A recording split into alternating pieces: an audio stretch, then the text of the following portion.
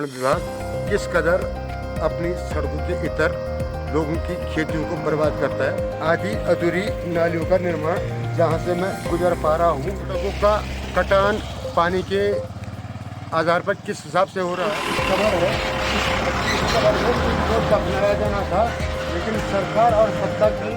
मैं मनवर्तल सहयोगी संतोष नेगी के साथ नवक्रांति समाचार के लिए, और आज मैं दिखाना चाह रहा हूं कि लोक निर्माण विभाग किस कदर अपनी सड़कों के इतर लोगों की खेतियों को बर्बाद करता है। इसका नायाब उदाहरण मैं आपको दिखाता हूं। ये चोपता पोखरी मोटर मार्ग है और यहाँ नालियों का निर्माण किया जाना था, लेकिन कमोबेश नालियों के निर्माण से इतर ये पानी जो यहाँ से बहा दिया जाता है और ये यहाँ से नाला जो बह कर के जाता है, ये सीधे और सीधे हमारे काश्तकारी और खेतों के खलिहानों के बीच में से गुजरता है, जिसका प्रतिफल आप देख पा रहे होंगे कि नीचे तक ये बरसात में पानी ने ये खेतियाँ बर्बाद की हैं।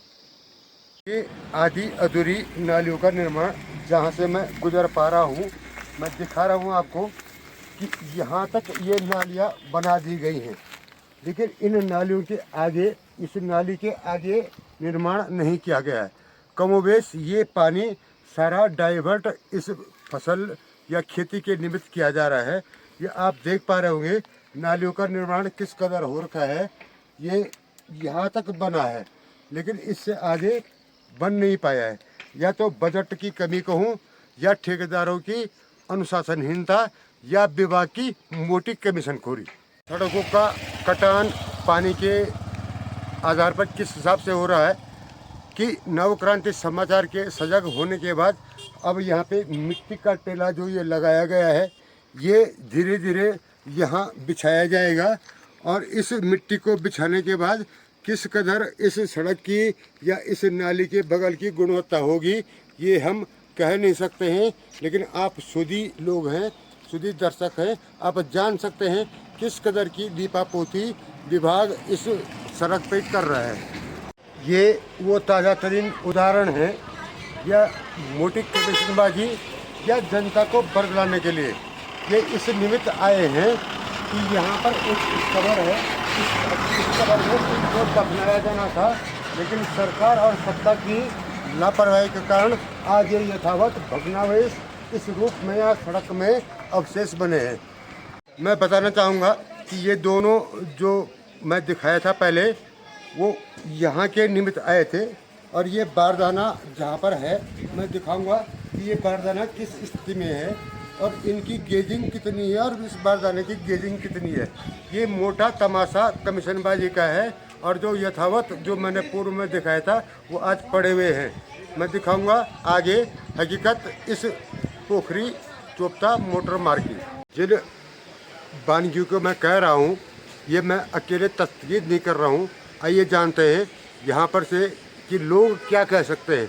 आपका शुभ नाम? जी, मेरा नाम शंकर नेगी है।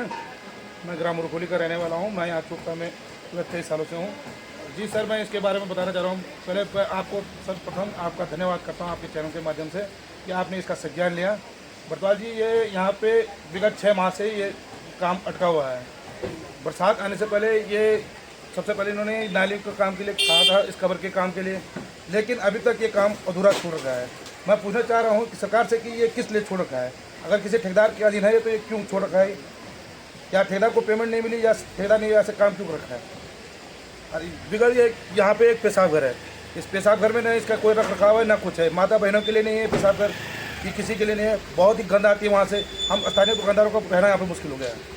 इतनी गंद आती है गर्मियों में, तो इस पर रहना मुश्किल हो गया है। इसलिए हम एक गुजारिश करते हैं, ये या पेशाब घर हटाइए या फिर इसका रखरखाव ढंग से कीजिए। और ये इस कवर है, अगर इनको बनाना है तो बना दीजिए, नहीं तो यहाँ पे हमको गाड़ी लगाने के लिए तो हो कम से कम। रोड में बहुत दिक्कतें आती हैं, कभी गाड़ी यहाँ से ठुक जाती है, कभी वहाँ से ठुक जाती है। पहले ही यहाँ पे बहुत कम जगह है, जगह कम होने के कारण भी यहाँ पे गाड़ियों का लगना बहुत वो होता है।